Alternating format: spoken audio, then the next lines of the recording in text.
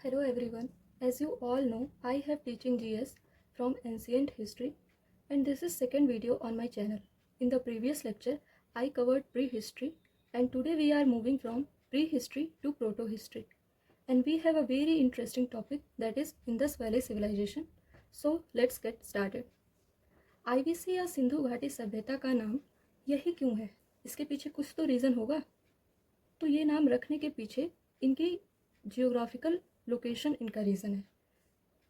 जैसा हम सभी को पता है, पहले इंडिया पाकिस्तान बांग्लादेश में डिवाइड नहीं थी, यूनाइटेड इंडिया हुआ करते थे, जिसकी वजह से हम इसे सब कॉन्टिनेंट भी कहा करते थे। तो सिंध स्टेट जो अब पाकिस्तान में है, वहाँ पे एक नदी बहती थी और ये नदी जाके अरब सागर में मिला करती थी। और ये नदी निकलती कहाँ से थी? माउंट एवरेस्ट में एक ग्लेशियर है जिसका नाम है बुखारचू। ये नदी यहाँ से निकलती थी। तो ये नदी प्रांत से होके गुजरी, इसलिए इस नदी का नाम सिंधु रिवर पड़ा। और इसके पास पाए जाने वाली जितनी भी सभ्यता थी ना, वो कैसे ग्रो की, कहाँ तक फैली, ये हम पढ़ते हैं। इसलिए इसका नाम इंडस वैली सिविलाइजेशन है। इसका टाइम लाइन 3300 से 1300 BCE है। इसको हम हड़प्पन सिविलाइजेशन भी कहते हैं क्योंकि जो फर्स्ट टाउन इस सिविलाइजेशन में एक्सकेवेट हुआ था वो हड़प्पा था। और इसको हम इंडस सरस्वती सिविलाइजेशन भी कहते हैं क्योंकि ऐसा माना जाता है कि ये सभ्यता सिर्फ सिंधु नदी तक ही नहीं गई बल्कि सरस्वती नदी तक भी फैली, इसलिए इसका नाम इंडस सरस्वती सिविलाइजेशन भी है। इंडस का ग्रीक नेम इंदोई है और संस्कृत नेम सिंधु है।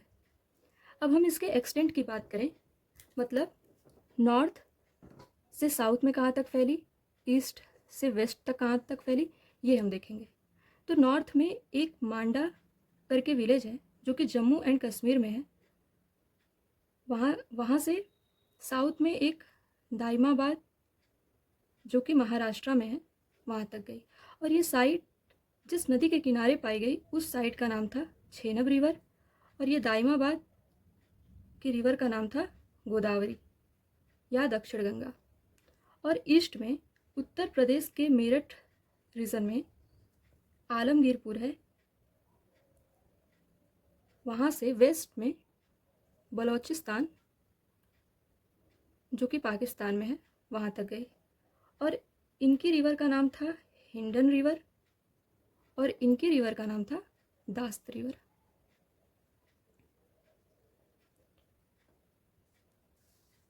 और हम फेज़ की बात करें तो इनको पूरे 3 फेज़ में बांटा गया, अर्ली, मैच्योर और लेट। टाइम पीरियड किसी का भी इम्पॉर्टेंट नहीं है, लेकिन आरआरबी के क्वेश्चन में मैच्योर फेज़ का टाइम पीरियड पूछा गया है, इसलिए आप याद करो सारे के। तो अर्ली में 3300 से 2600 BCE, मैच्योर की टाइम पीरियड है 2600 से 1900 और लेट 1900 से 1300। जो अर्ली फेज़ है ना, लोग विलेज लाइफ जिया करते थे, और जो मैच्योर फेज़ है वहाँ लोग अपने पीक अर्बनाइजेशन में थे और व्यापार बहुत डेवलप था। और जो लेट फेज़ में है, अर्बनाइजेशन में कमी आई और लोग फिर से रूरल लाइफ जीने लगे। और ये जो इंडस वैली सिविलाइजेशन में जितने भी शहर थे उनको हम 2 पार्ट में पढ़ते हैं या जानते हैं, वेस्टर्न और ईस्टर्न पार्ट। अपर पार्ट को हम सिटाडेल भी कहते हैं क्योंकि वहाँ की जो दीवारें थी वो बहुत मजबूत थी, किले टाइप की थी। वो छोटा ही था लेकिन वहाँ पे रूलिंग पीपल रहते थे, वहाँ पे इम्पॉर्टेंट वर्क जैसे असेंबलीज हुआ करती थी, रिचुअल्स कोई हो तो ये यहाँ हुआ करते थे।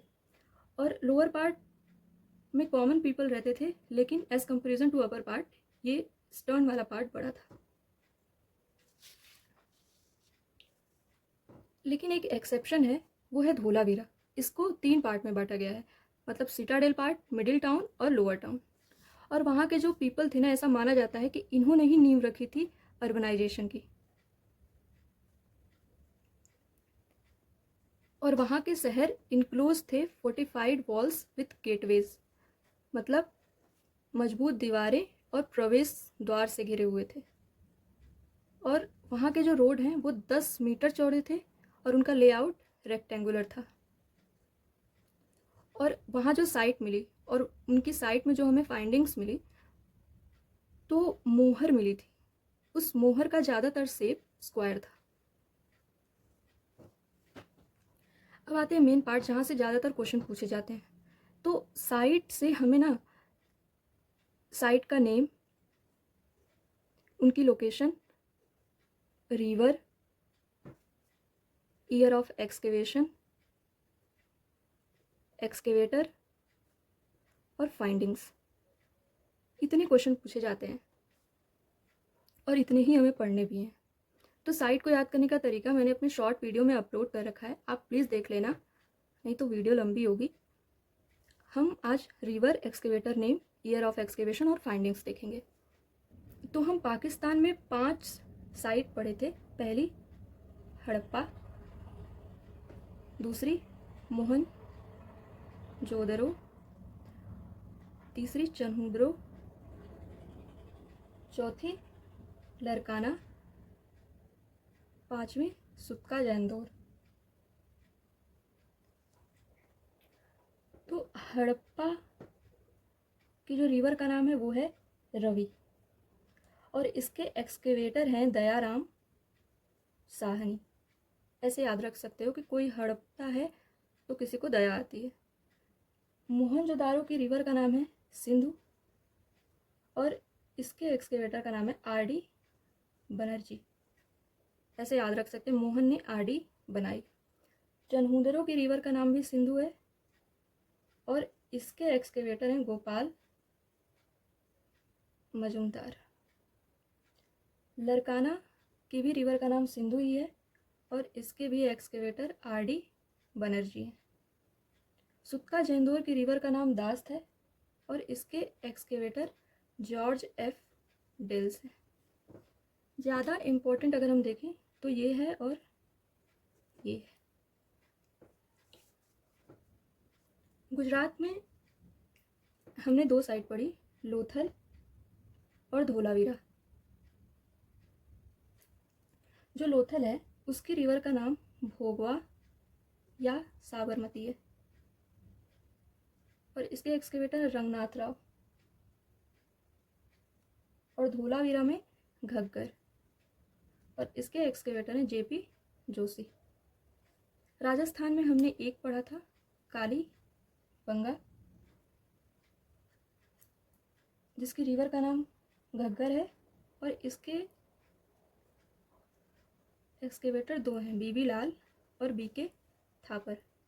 ऐसे याद रख सकते हैं, बीके थापा ने बीबी के लिए बैंगल्स लाए। उत्तर प्रदेश के मेरठ रीजन में हम आलमगीरपुर पढ़े थे और इसकी रिवर आपको पता होगा, मैंने बताया है, हिंडन रिवर है और इसके जो एक्सकेवेटर हैं वो यज्ञदत्त शर्मा है। हरियाणा में हमने 2 पढ़ा, राखीगढ़ी और बनावली। राखीगढ़ी की रिवर का नाम है घग्गर और बनावली सरस्वती।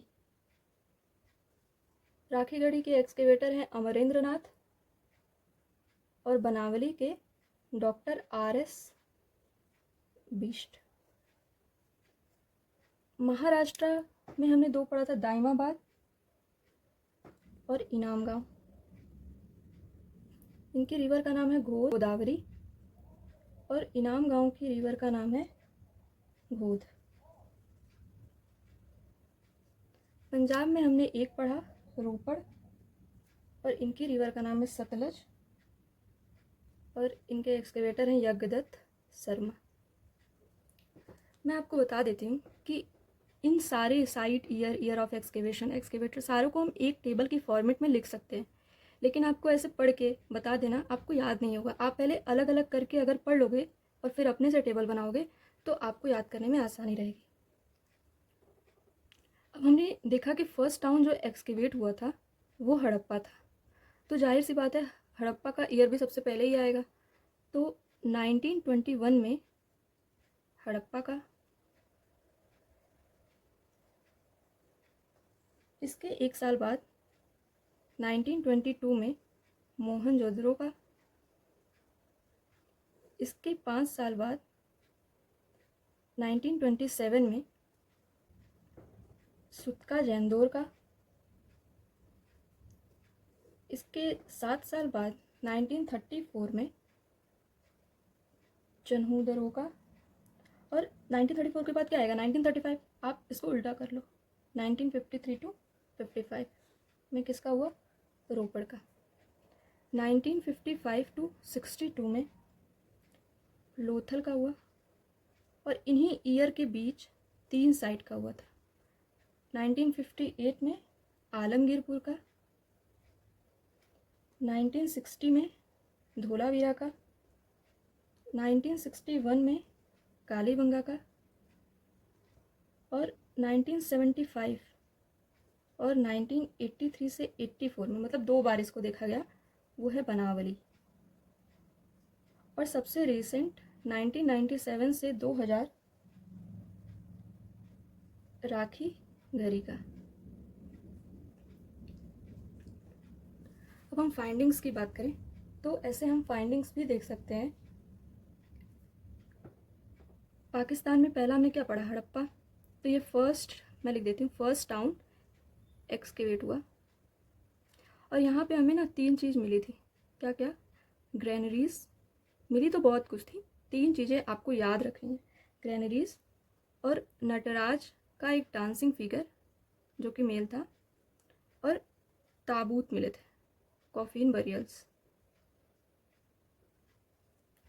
और मोहनजोदारो जो है ना, वो मोस्ट मॉडर्न सिटी है आईवीसी की, और लार्जेस्ट सिटी भी यही है। और यहाँ पे हमें बहुत सारी चीज़ें मिली, जैसे कि ग्रेट बाथ मिले जिनका शेप रेक्टेंगुलर था। ग्रेनरीज मिली, हमें ब्रॉन्ज डांसिंग गर्ल के स्टैचू मिले। और इनको जिस मेथड से प्रिपेयर किया जाता था उस मेथड को हम लॉस्ट वैक्स कास्टिंग कहते थे। लोग क्या करते थे?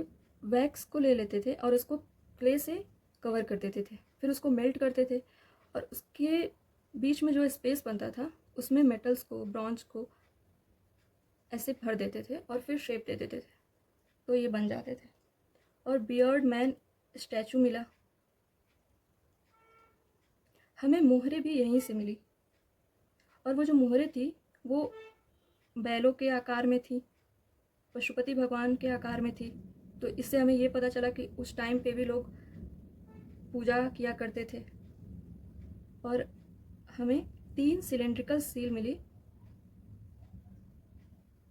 और उस टाइम ईरान इराक रीजन में, मेसोपोटामियन रीजन में चलती थी। तो उससे हमें ये पता चला हमारा ट्रेड रिलेशन ईरान या इराक रीजन से भी हुआ करता था। और हमें मिट्टी की मूर्तियाँ मिली, टेराकोटा टॉयज। और चन्हूदरों से याद रखो ना, सी फॉर कॉस्मेटिक। जितनी भी कॉस्मेटिक की चीज़ें जैसे कि लिपस्टिक, आईलाइनर, ये सब यहीं पे मिली। और हमें यहाँ पे बीड मेकिंग फैक्ट्रीज मिली, और ये जो बीड थी वो कार्नेलियन स्टोन से बनाई जाती थी।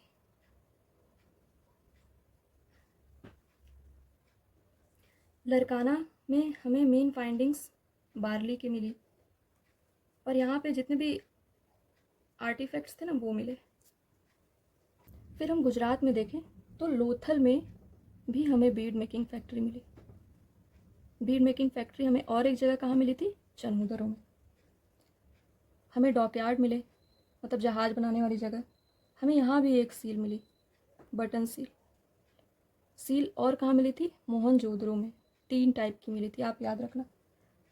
हवन कुंड मिले यहाँ पे, मतलब लोग पूजा करते होंगे, इससे हमें ये पता चला। पेंटेड जार्स मिले, मतलब लोग कलाकृति भी करते थे। और धोलावीरा में ना हमें रिजर्वायर मिले, वाटर हार्वेस्टिंग मिले। हरियाणा रीजन में हमें मिट्टी की मूर्तियाँ व्हील्स के शेप में मिली, पॉटरी मिली, फिगरीन्स मिले। और बनावली में हमें बारले मिली थी, और ये बारले कहाँ मिली थी? लरकाना में भी मिली थी। राजस्थान के कालीबंगा में, देखो बंगा है ना, इसको ऐसे बैंगल्स से याद रखो, तो बेक्ड या बर्न्ड बैंगल यहीं पे मिले थे हमें।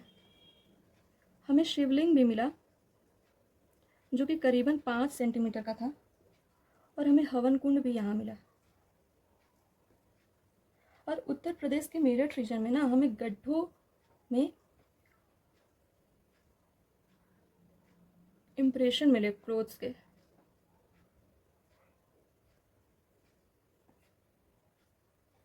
और पंजाब के रोपड़ रीजन में पाया गया डॉग बरीड विथ मैन। और हमें मध्य प्रदेश के नागेश्वर में क्राफ्ट प्रोडक्शन के लिए लोग शेल का यूज़ करते थे।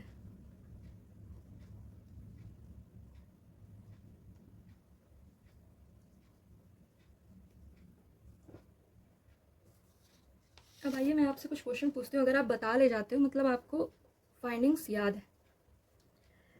जैसे नटराज हमें कहाँ मिला, तो हड़प्पा में मिला। हवन कुंड हमें कहाँ कहाँ मिला, हवन कुंड हमें 2 जगह मिला था, लोथल में और चनहुदरो में। ब्रॉन्ज डांसिंग गर्ल स्टैचू कहाँ मिले थे, मोहनजोदड़ो में। रिजर्वायर धोलावीरा में। बीट मेकिंग फैक्ट्रीज कहाँ कहाँ मिली थी, मोहनजोदड़ो में और लोथल में। टेराकोटा टॉयज हमें मोहनजोदड़ो में मिली, और व्हील्स के शेप की हमें राखीगढ़ी में मिली, और बनावली में हमें हल के शेप की मिली थी। बैंगल्स हमें कहाँ मिले थे, कालीबंगा में। शिवलिंग कहाँ मिले थे, कालीबंगा में। चनहुदरो में भूल गई, ये कॉस्मेटिक वाली चीज़ें चनहुदरो में मिली थी, आप ऐसे लिख लेना। और जो सील है, मोहरे हैं, 3 टाइप की सील मिली थी हमें। किस टाइप, कौन कौन सी थी वो, बुल सील थी, पशुपति थी, 3 सिलेंड्रिकल थी, कहाँ मिली थी, मोहनजोदड़ो में। और बटन सील लोथल में मिली। आप ऐसे याद करके खुद से टेबल की फॉर्मेट में आप एक बार लिख लोगे, मुझे लगता है आपको याद हो जाएगा। अगर आपको मेरा पढ़ाया हुआ समझ में आ रहा है तो प्लीज़ मेरे चैनल को सब्सक्राइब कीजिए। Thank you.